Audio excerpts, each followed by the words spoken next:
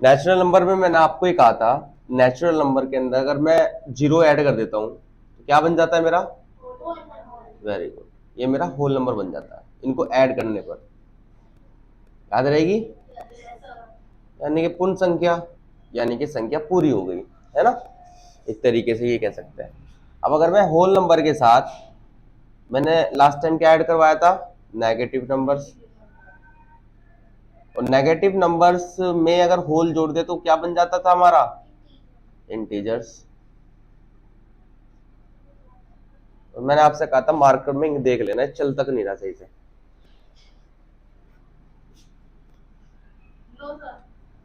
पानी डाला है क्या इसमें? पानी डाला है इसमें? ये कैसा है? ये भी दिखा दे। तो इंटीजर्स के अंदर मैंने, लिसन, इंटीजर्स के साथ मैंने क्या जोड़ दिया? फ्रैक्शंस जोड़ दिए। मैंने क्या जोड़ दिए? फ्रैक्शंस, यानी कि बटे वाले नंबर। इसको अलग से मैं डिस्क्राइब करूंगा। फ्रैक्शंस में इंटीजर जोड़ा तो ये मुझे मिल गया रैशनल नंबर। क्या मिल गया मुझे?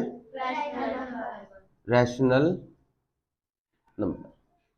अच्छा, एक रैशनल का एक परिवार है। रैशनल यानी कि परिमेय संख्या का क्या है? एक परिवार है। यूं समझते हैं, रैशनल नंबर के दो बेटे, एक फ्रैक्शन एक इंटीजर। इंटीजर के भी दो बेटे, एक नेगेटिव एक whole number. Whole whole number के भी दो बेटे, एक जीरो और एक नेचुरल। और नेचुरल नंबर के भी चार पांच बेटे, पांच बेटे, एक ओड नंबर, एक इवन नंबर, एक प्राइम नंबर, एक को प्राइम नंबर, एक कॉम्पोजिट नंबर। ठीक है। फ्रैक्शन के भी चार बेटे, जिसको हम अलग से डिस्क्राइब करेंगे। क्या? फ्रैक्शन के भी चार बेटे।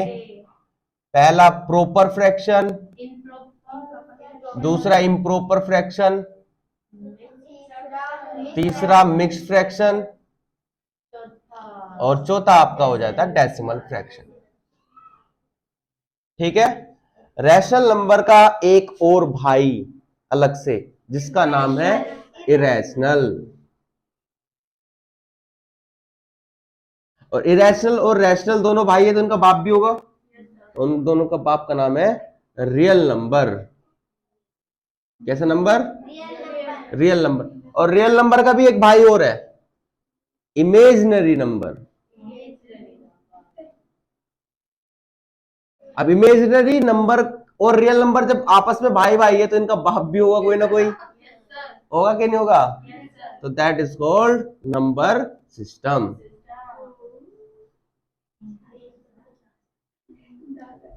हम जिस क्लास में हैं उस हिसाब से हम सिर्फ और सिर्फ इरेशनल नंबर तक पढ़ेंगे, यानी कि रियल नंबर तक पढ़ेंगे, बट हम सिर्फ इरेशनल की बात करेंगे और रैशनल की बात करेंगे।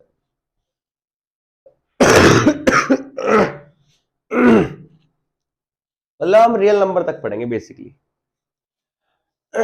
यानी कि रैशनल नंबर की सारी कहानी और इरेशनल नंबर की सारी कहानी पढ़ेंगे। अब इरेशनल नंबर और रैशनल नंबर में क्या फर्क है, ये एक छोटी सी बात से समझ जाओ। समझदार, तमीजदार, इज्जतदार लोग रैशनल नंबर में है। बिगड़े हुए, गंवार, छपरी, लुक लाइक अप्सा, है ना, वो कहां है? वो इरेशनल नंबर में है। इत्तेफाक से अगर कोई रैशनल नंबर या किसी रैशनल नंबर की वैल्यू साफ सुथरी सुधरी हुई हो तो उसको रैशनल नंबर में पटक दिया जाता है। और इत्तेफाक से कोई रैशनल नंबर की कोई कोई ऐसी ऐसे लोग, ऐसे प्राणी जो बिगड़े हुए से हो, बदतमीज किस्म के हो, उसको उठा करके इरेशनल नंबर में फेंक दिया जाता है। एग्जाम्पल समझते हैं।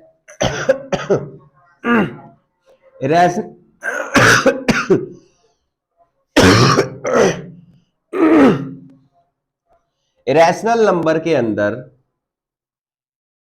इस तरह के नंबर आते हैं जो नॉन परफेक्ट नंबर होते हैं। एग्जाम्पल के लिए √2, √3, √4 नहीं आएगा, बिकॉज की √4 की वैल्यू क्या होती है? 2 होती है। √4 को हम फैक्टर करते हैं तो कितना आ जाएगा, 2 आ जाएगा।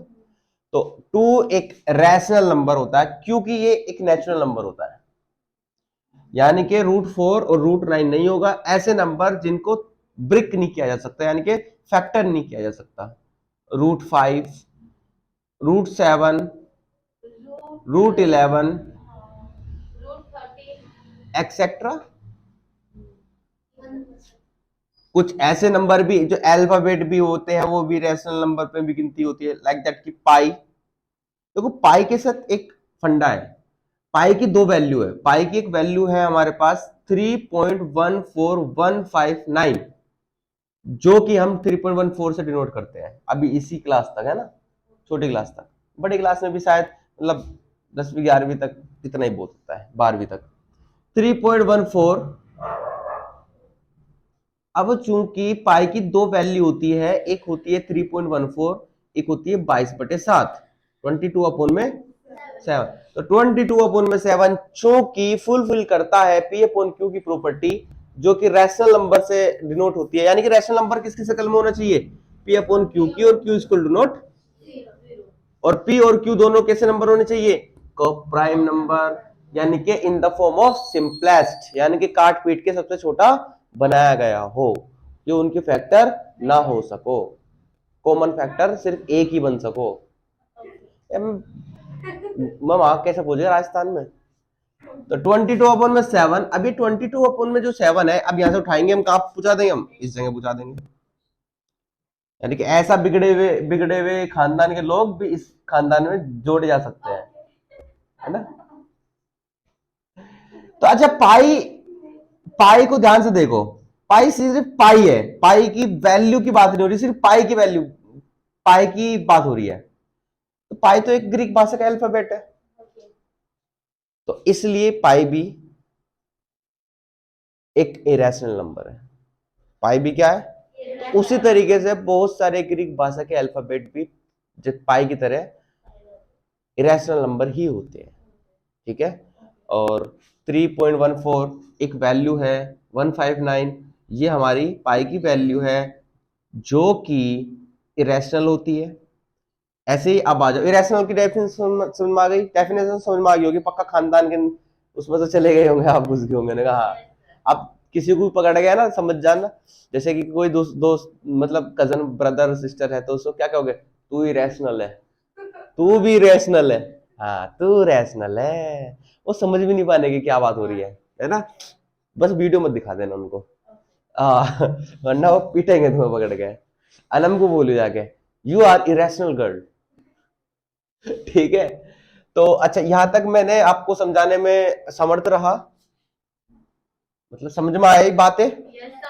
चलो अब चूंकि बात कर लेते हैं फ्रैक्शन के अलग से टॉपिक पर, जिसमें मैंने 4 बात बताई थी, proper, improper, mix fraction, decimal, जिसमें से हम सिर्फ डेसिमल पे बात करेंगे।